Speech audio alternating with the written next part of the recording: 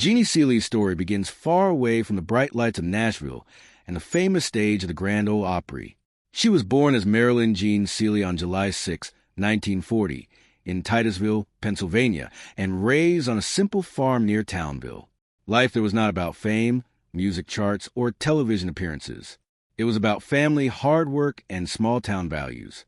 Her father worked long hours at a steel mill, but on weekends he played the banjo at local square dances. Her mother also loved music and often sang at home, filling the house with soft melodies. Music was not something special or rare in her home. It was part of daily life, something that naturally surrounded her as she grew up. Jeannie listened carefully to everything. Even as a young girl, she was drawn to sounds, rhythm, and storytelling through song. She did not yet know that this quiet interest would become the foundation of her entire life. By the time she was just 11 years old, she was already stepping into small public performances. She appeared on local radio stations and even television programs in nearby towns. This early exposure helped her understand something important. Her voice had power, and people listened when she sang. However, her life was not only about music. At school, she worked hard as an honor student and also participated in cheerleading. But being different from others brought challenges. She loved country music at a time when it was not always seen as popular among young people in her area. Because of this, she sometimes faced teasing and pressure. Still, she did not change herself to fit in. Instead, she quietly stayed focused on what she loved. After finishing high school in 1958, Jeannie took a more practical path. She worked at a bank as a stenographer and later as a secretary. She also studied banking at night to build a stable career. This shows a side of her life that many people forget. Before fame, she lived like anyone else, trying to create financial security. But deep inside, she felt something was missing. A steady office job could not replace the feeling she got from music. She was living safely, but not fully living her dream. That inner conflict stayed with her for years, quietly pushing her toward change.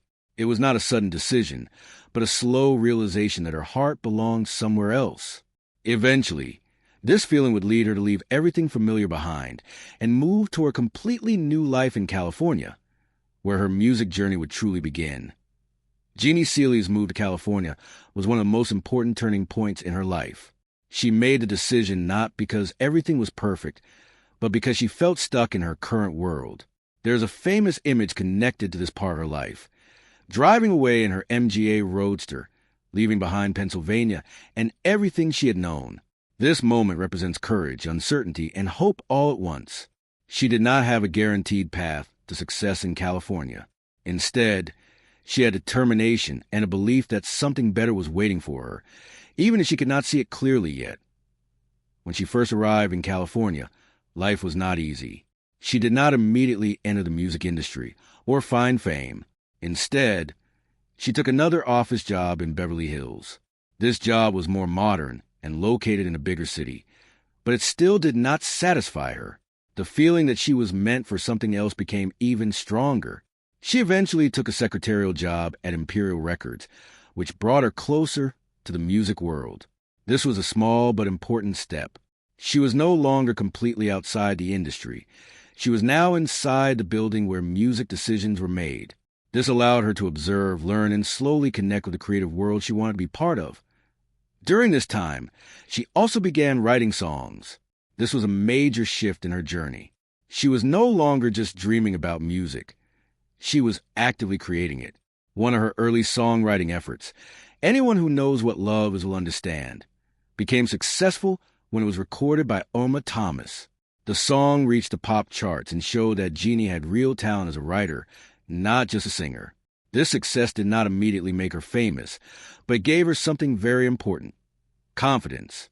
She realized her words could reach people far beyond her own voice. As she continued working at Imperial Records and other music-related environments, she slowly built connections. She met other songwriters, producers, and musicians.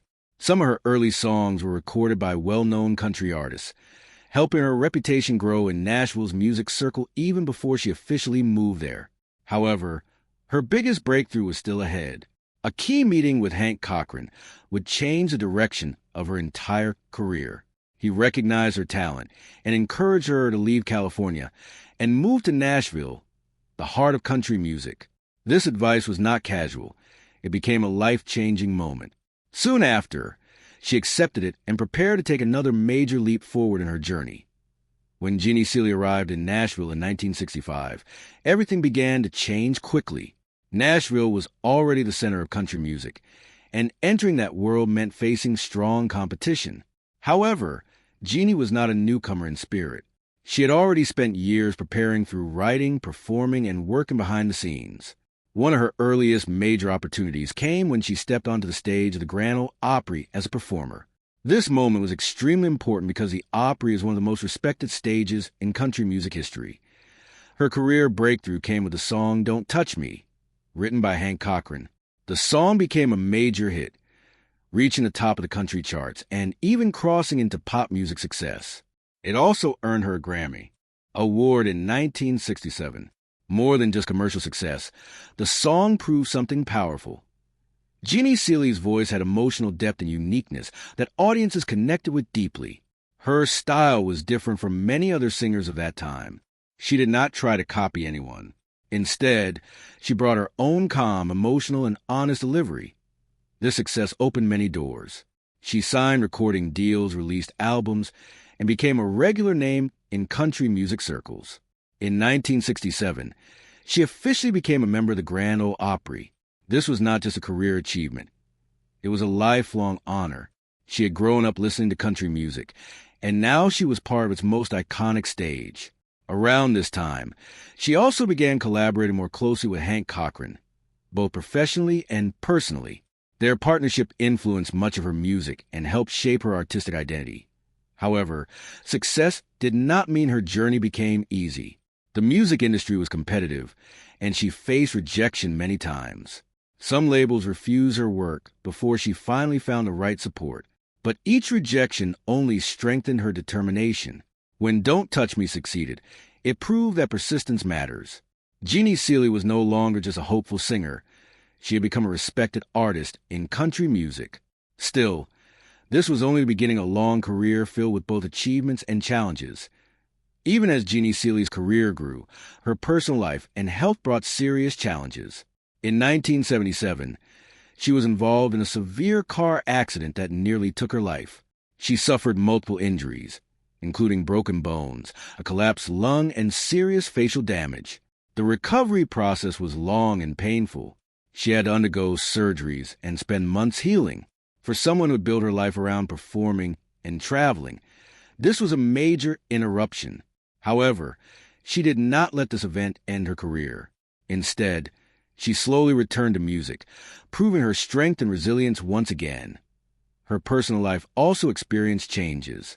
She was married to songwriter Hank Cochran, and their relationship was both creative and personal. Together, they made music that shaped her career, but over time, their marriage faced difficulties and eventually ended in divorce in 1981. Even after separation, Jeannie never spoke with bitterness. Instead, she acknowledged his important role in her life and career. This showed her emotional maturity and respect for shared history. Later in life, she found love again with Eugene H. Ward. This relationship was different from her earlier one.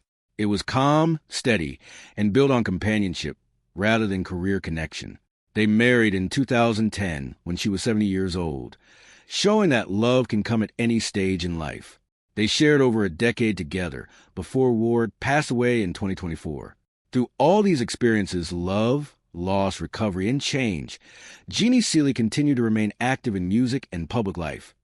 Even in her later years, she faced health challenges, including surgeries and infections. Despite this, she continued working, recording music, and staying connected to the Grand Ole Opry. Her strength was not just in her voice, but in her ability to keep moving forward, no matter how difficult life became. Jeannie Seely's legacy is deeply connected to the Grand Ole Opry. She became one of its most consistent performers, making thousands of appearances over her lifetime. She was not just a singer on the stage, she was part of its history. One of her most famous moments came when she challenged traditional rules about how women should dress and behave on stage. By wearing a miniskirt instead of traditional long dresses, she quietly pushed boundaries and opened doors for future female performers. She also fought for fairness for women in country music, arguing that female artists deserved equal recognition and opportunities. Over time, her influence helped change attitudes inside the industry. She became a mentor to younger singers and supported new generations of artists. Her presence at the Opry was not only about performing songs, it was about shaping culture. In her later years, Jeannie often reflected on her long journey. She understood that her legacy was not just about hit songs or awards, but about consistency, courage, and resilience. Even as her health declined, she remained connected to music and to the stage that defined her life. Her passing marked the end of a remarkable journey, but her influence continues through the songs she sang, the artists she inspired, and the changes she helped bring to country music. Jeannie Seely's story is one of quiet strength, steady progress, and lifelong dedication. From a small farm in Pennsylvania to the Grand Ole Opry stage, her journey shows that true success is not about speed or fame. It is about staying true to your path, even when life becomes difficult. For Jeannie Seely, the Grand Ole Opry was never just a stage. It became a kind of home, a place where her identity as an artist was shaped over decades. When she first became a member in the 1960s, she was stepping into one of the most respected institutions in country music. The Opry had rules, traditions, and expectations that were deeply rooted in older ways of thinking. But Jeannie entered with a quiet confidence. She understood that respect for tradition did not mean she had to remain limited by it. Instead, she slowly began to show that tradition could evolve without being destroyed. One of the earliest moments that defined her Opry journey came from something as simple as clothing. When she arrived wearing a modern outfit instead of traditional stage dresses, it caused immediate attention. At the time, female performers were expected to look a certain way, modest, controlled, and predictable. Jeannie's choice challenged that expectation without a formal protest. It was not planned as a rebellion, but it became one. That moment opened the door for a broader conversation about personal expression on stage. Over time, other women followed her example, gradually changing how female artists were allowed to present themselves at the Opry. But her influence was not limited to appearance.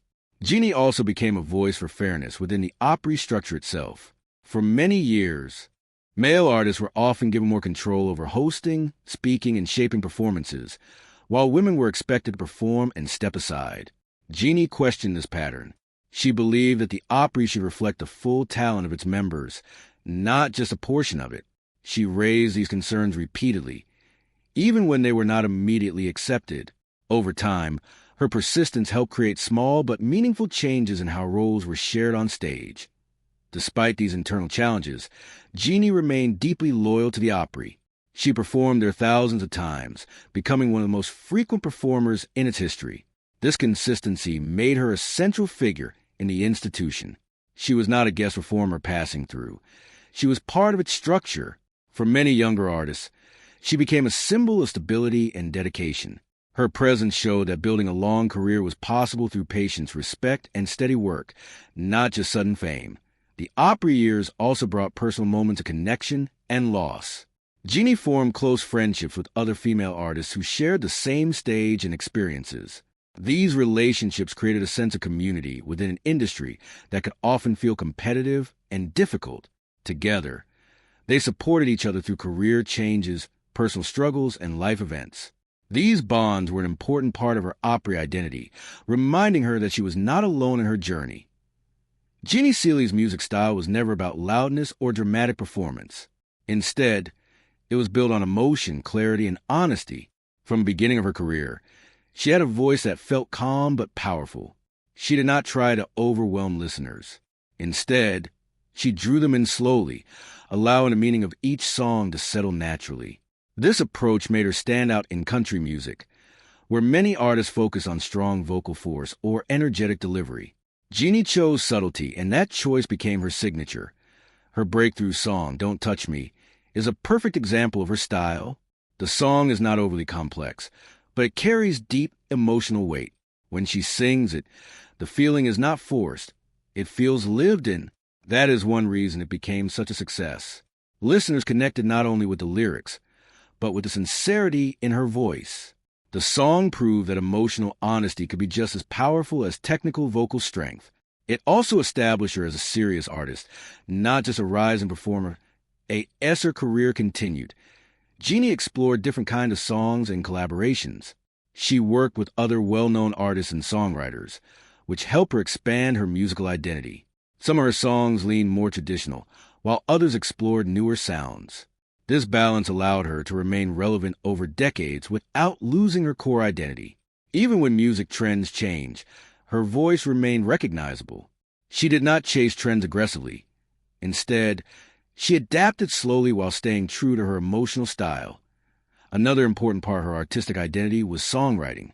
Jeannie was not only a performer, but also someone who contributed creatively behind the scenes. She wrote and co-wrote songs that were recorded by other major artists, proving that her influence extended beyond her own recordings.